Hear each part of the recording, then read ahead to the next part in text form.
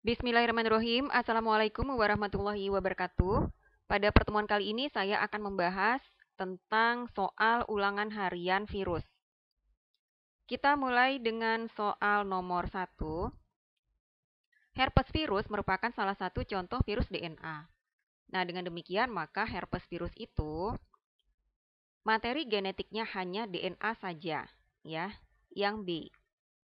Mengapa? Karena virus terbagi menjadi virus DNA dan virus RNA. Nah, virus hanya memiliki satu macam asam nukleat saja. Jadi kalau virus DNA hanya memiliki DNA saja, sedangkan virus RNA hanya memiliki RNA saja. Tidak pernah satu virus memiliki dua macam asam nukleat, misalnya DNA dan RNA, itu tidak pernah, ya. Lanjut dengan soal nomor 2. Virus memiliki struktur dasar berupa kapsid dan asam nukleat. Kapsid yang menyusun struktur tubuh virus itu merupakan molekul protein. Sudah jelas ya? Ini tidak perlu saya bahas panjang lebar. Nomor 3, pernyataan berikut yang benar tentang virus itu adalah, pada latihan kita sudah mempelajari sebelumnya bahwa virus itu adalah bersifat aseluler. Ya, artinya bukan sel, berarti dia tidak dapat hidup sendiri. Untuk dapat hidup, maka dia harus menumpang pada sel yang hidup.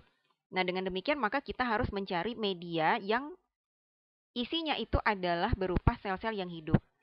Nah, satu-satunya media yang ada pada pilihan ini yang berupa sel yang hidup itu hanyalah media embrio ayam. Ya. Karena embrio ayam itu adalah terdiri dari sel-sel yang hidup. Yang kalau berkembang, artinya membelah terus kemudian berkembang akan menjadi anak ayam. Sedangkan medium agar tidak pernah akan menjadi makhluk hidup, ya. Kentang juga tidak akan pernah menjadi makhluk hidup karena kentang itu merupakan benda mati, ya, apabila sudah dimasak bersama-sama dengan agar.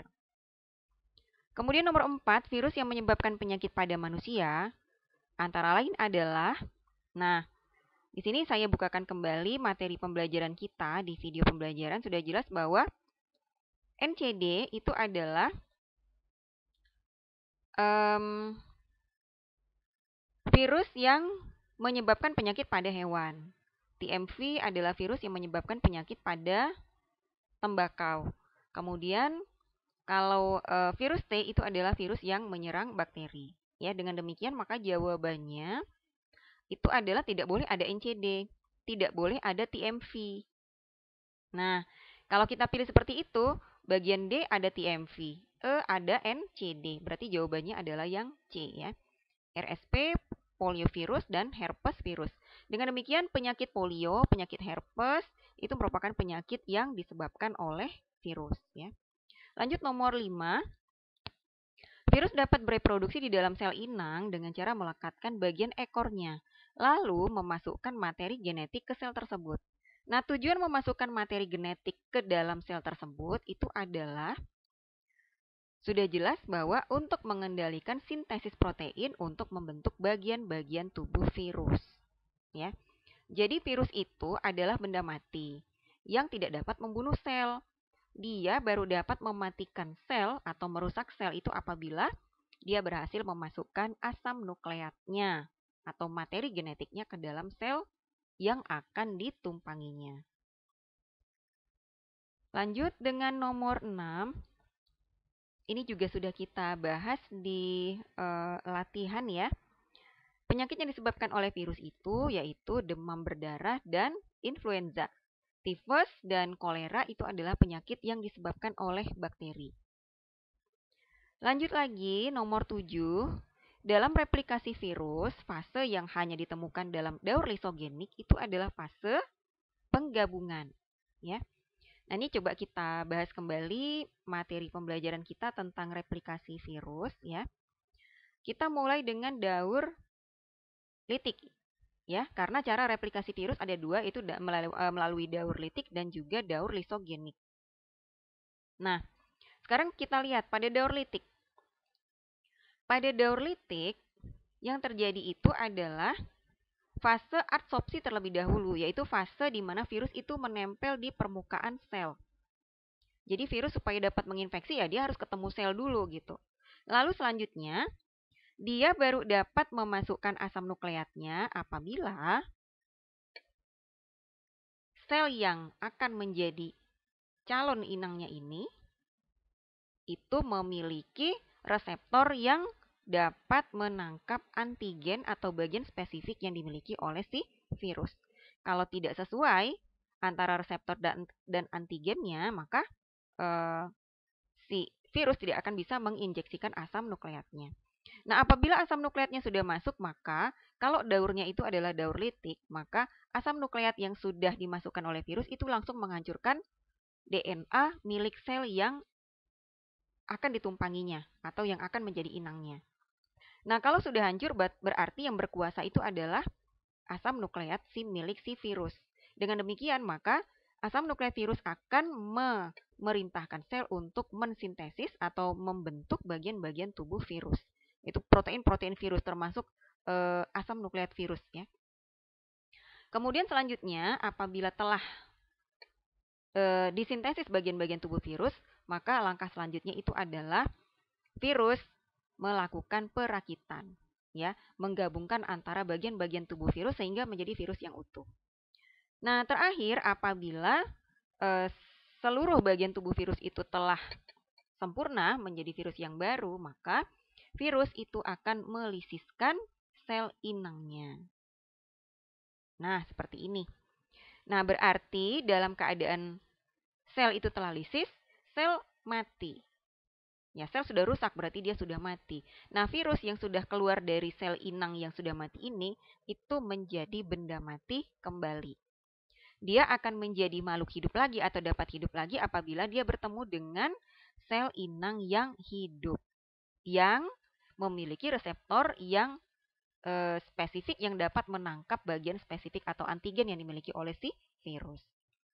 Nah, selain daur litik tadi ada daur lisogenik. Nah, sekarang kalau kita lihat daur lisogenik dari virus itu perbedaannya dengan daur litik itu terletak pada dapat kita lihat di sini ya.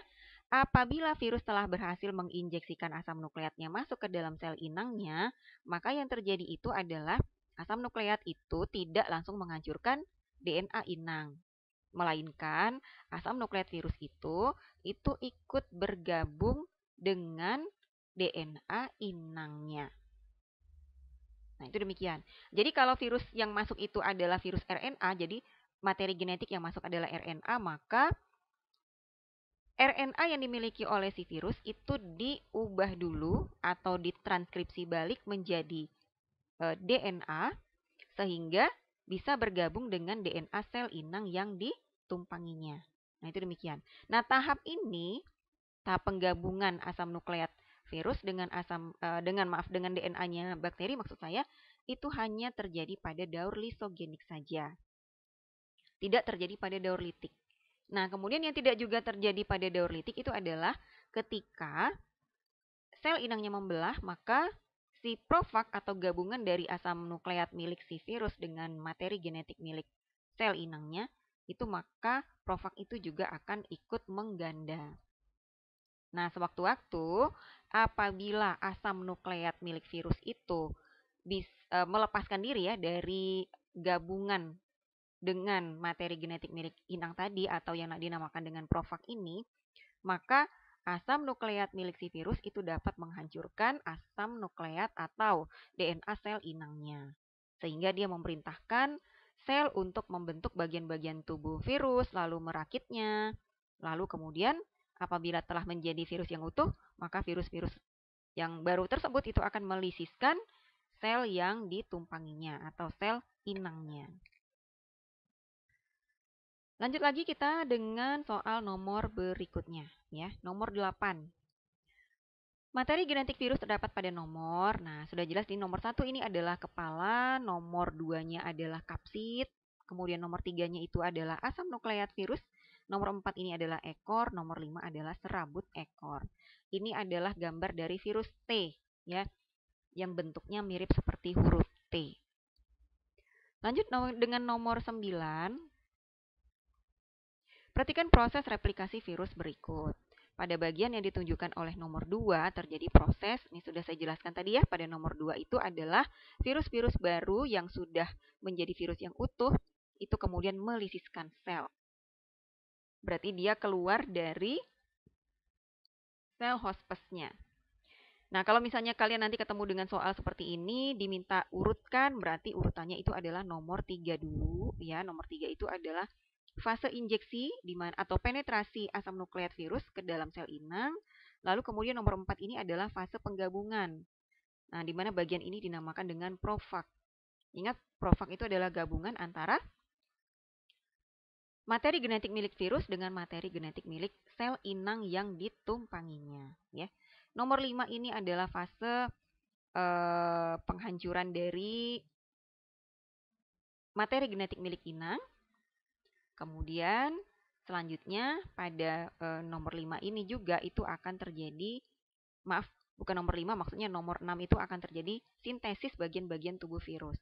Lalu pada setelah nomor 6 di sini, nomor 7 nih, nah ini adalah fase perakitan ya, di sini mulai terjadi perakitan.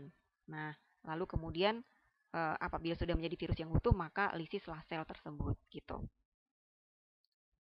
Lanjut nomor 10, dalam replikasi virus, setelah virus menempel di permukaan sel inang, maka yang terjadi itu adalah virus menginjeksikan asam nukleatnya ke dalam sel inangnya.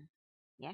Jadi kalau udah nempel, reseptornya kemudian bisa berikatan dengan bagian spesifik dari virus ataupun antigen milik virus, maka yang terjadi adalah virus menginjeksikan asam nukleatnya. Ingat ya, yang masuk hanya asam nukleatnya saja. Bagian-bagian tubuh yang lain seperti kapsidnya, kepala, ekor, serabut ekor itu tidak akan masuk ya, tidak akan masuk. Lanjut nomor 11. Virus dapat menginfeksi sel inang itu apabila, nah ini sudah berkali-kali tadi saya jelaskan, memiliki protein spesifik atau antigen yang sesuai dengan reseptor sel inangnya. Nah, oleh sebab itu, apabila dia berusaha untuk menginfeksi sel yang berbeda dengan reseptor yang berbeda, maka sel tersebut tidak akan dapat diinfeksinya. Jadi misal virus corona, dia reseptornya hanya pada sel-sel yang terdapat pada saluran pernapasan kita, berusaha menginfeksi sel otot ya tidak bisa. Kecuali apabila sel otot juga memiliki reseptor yang sama dengan reseptor yang dimiliki oleh sel-sel yang terdapat pada saluran pernapasan, yang sesuai atau cocok dengan antigen dari virus corona. Nomor 12, virus berasal dari kata virion yang artinya adalah racun. Tidak perlu dibahas panjang lebar ya, nomor 12. Nomor 13 sekarang vaksin. Nah, di dalam pertemuan daring kita sudah membahas tentang vaksin ya. Vaksin itu adalah mikroorganisme patogen yang telah dilemahkan. Meskipun mikroorganisme patogen tersebut telah dilemahkan, namun mikroorganisme patogen itu masih memiliki bagian spesifik atau antigen yang dapat dikenali oleh antibodi atau dikenali oleh sistem pertahanan tubuh yang spesifik juga. Ya. Jadi jangan pula vaksin adalah mikroorganisme patogen yang telah dilemahkan, misalnya yang sudah dipotong-potong tapi kemudian antigennya juga sudah hilang. Ya berarti tidak bisa dijadikan sebagai vaksin. Ya ingat, vaksin itu adalah patogen yang telah dilemahkan tapi masih mengandung bagian spesifik atau antigen yang dapat dikenali oleh antibodi. Lanjut lagi, vaksin dapat digunakan untuk mencegah penyakit yang disebabkan oleh virus karena, nah tadi sudah saya singgung ya, karena vaksin itu dapat merangsang pembentukan antibodi yang spesifik. Nah, mengapa demikian? Karena antibodi yang spesifik itu baru akan terangsang perbanyakannya atau peningkatan jumlahnya apabila si antibodi itu telah pernah bertemu dengan antigen yang sesuai, antigen yang spesifik. Nah, jadi caranya supaya antibodi kita itu dapat meningkat jumlahnya, maka kita harus dikasih vaksin. Jadi dapat dikatakan vaksin itu adalah apa ya, kalau bahasa kita sehari-hari itu ya, bisa dikatakan patogen yang bahasa bohong-bohongan gitu ya, bohong-bohongan. Padahal itu sesungguhnya tapi sudah dilemahkan gitu ya. Nomor 15, cacar air merupakan penyakit yang disebabkan oleh virus varicella zoster. Rata-rata orang yang sudah pernah mengalami cacar air telah memiliki kekebalan seumur hidup terhadap infeksi virus. Nah, ini mungkin pernah kalian dengar kalau orang sudah pernah kena cacar tidak akan kena cacar lagi gitu maksudnya. Namun ya, jika sewaktu-waktu ada orang yang bercerita dengan Anda, jadi dia ngeluh bahwa dirinya itu sudah pernah kena cacar tapi kok kena cacar lagi gitu. Nah, itu artinya virus yang menyebabkan cacar yang kedua itu memiliki antigen atau bagian spesifik yang berbeda dari virus yang menginfeksi dia pertama kali. Ya, jadi eh, ringkasnya begini, virus yang menyebabkan penyakit cacar pertama kali yang diderita oleh dia itu beda dengan virus kedua yang menyebabkan penyakit cacar yang kedua kalinya. Beda, ya. Nah, oleh sebab itu, ketika virus itu gampang sekali bermutasi, ya. Bermutasi itu artinya berubah antigennya atau berubah bagian spesifiknya, maka itu akan sulit untuk dibuat vaksinnya. Contoh misalnya, influenza. Influenza itu adalah penyakit yang disebabkan oleh virus. Harusnya ketika kita pernah kena influenza pertama kali, maka antibodi kita itu untuk yang khusus untuk melawan virus influenza itu jumlahnya sudah diperbanyak. Nah, harusnya ketika kita terinfeksi oleh virus influenza yang berikutnya, kita sudah kebal karena antibodi kita tuh sudah banyak gitu. Tapi kenyataannya kita selalu terkena influenza lagi. Lalu terkena lagi influenza lagi. Artinya kita kena influenza itu bisa berkali-kali dalam seumur hidup kita gitu kan. Nah, itu artinya adalah bahwa virus influenza itu macamnya banyak. Model antigennya berbeda-beda. Nah, oleh sebab itu maka tidak mungkin untuk dibuat vaksinnya. Nah, itu demikian. Tapi karena influenza itu adalah penyakit yang tidak membahayakan atau tidak menyebabkan kematian ya misalnya, jadi ya tidak perlu dibuat vaksinnya. Nah, yang perlu dibuat vaksinnya itu adalah penyakit-penyakit yang fatal ya akibatnya, yang menyebabkan kematian. Nah, sekarang yang sedang gencar-gencarnya itu adalah berusaha untuk mencari vaksin untuk virus corona ya. Lanjut, bakteriofag itu adalah virus yang menyerang bakteri, bukan bakteri yang menyerang virus ya. Lanjut nomor 17. HIV itu kalau orang yang, jadi kita baca soalnya, penderita HIV bisa bertahan hidup selama bertahun-tahun bahkan lebih sebelum menderita AIDS. Jadi meskipun telah diperiksa bahwa dia itu ternyata positif mengandung virus HIV atau terinfeksi oleh virus HIV, tapi dia masih tetap dapat hidup bertahun-tahun bahkan tanpa gejala. Nah, hal tersebut itu disebabkan karena, jadi kalau kita lihat alasan yang paling tepat itu adalah karena virus HIV itu bereplikasi dengan daur lisogenik. Nah, ingat sudah pernah saya berikan bahwa selama sel belum dirusak oleh virus, maka kita tidak akan merasakan sakit ya. Kita akan merasakan sakit apabila sel-sel kita itu sudah dirusak oleh si virus. Nah, ketika virus itu bereplikasi dengan daur lisogenik, ketika virus itu membentuk profag, maka sel kan tidak rusak. Nah, pada saat itu kita tidak akan merasakan sakit. Nah, profag itu dapat katakanlah profag itu dapat berada di dalam tubuh kita itu dalam kurun waktu yang bertahun-tahun, dalam waktu yang lama ya. Nomor 18, virus corona menyerang sel-sel penyusun sistem pernapasan pada manusia. Pernyataan berikut yang benar adalah yang A, virus corona juga dapat menginfeksi sel kulit manusia. Nah, tidak ya, karena reseptor untuk virus corona itu hanya terdapat pada sel-sel penyusun sistem pernapasan pada manusia.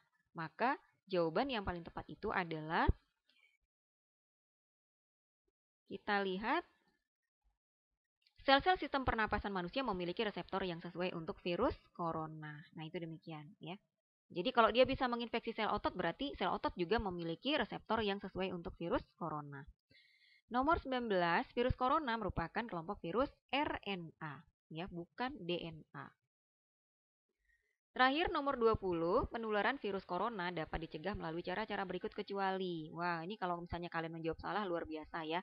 Ini kampanyenya sudah sangat banyak dan ada di mana-mana ya. Bahkan kita datang kemana aja itu selalu ada protokol yang menjelaskan cara-cara untuk menghindari penularan virus corona.